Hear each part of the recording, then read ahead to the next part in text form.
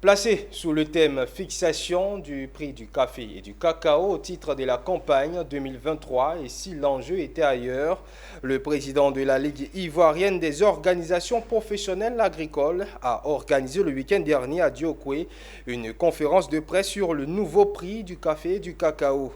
Aussi a-t-il parlé de la maladie Swollen-Shoot qui détruit les plantations de cacao et de la relance caféière. Le compte rendu de Théodore Kanga.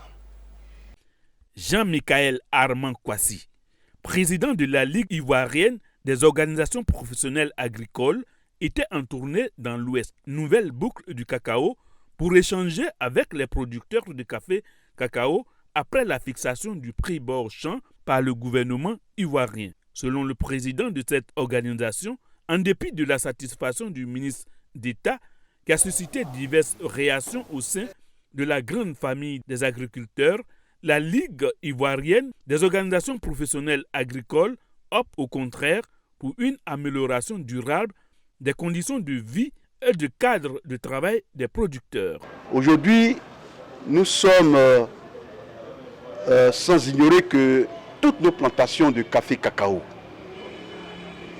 ces plantations sont détruites par la maladie du Swollen-Shoot. Alors à ce niveau-là, nous avons estimé qu'il faut que nos plantations soient en bonne santé pour parler de prix. Et pour nous, le préalable était de se pencher sur cette question, cette problématique-là. Pour le président de la LIDOPA, malgré la politique de la relance caféière initiée par le Conseil du café cacao, le café est en train de disparaître. C'est pourquoi il interpelle le gouvernement. Mais depuis plus d'une décennie, le café ne suscite pas un enjeu certain.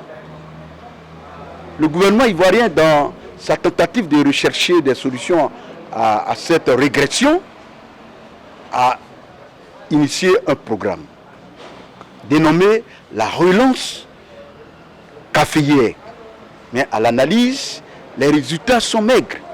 À en croire le président de la Ligue ivoirienne des organisations professionnelles agricoles, le respect de ces prix bord champ fixés par le Conseil du café cacao restera également un défi majeur à relever pour la structure de régulation quand on sait que les pays limitrophes pratiquent un prix bord champ nettement élevé par rapport à celui proposé par l'État ivoirien.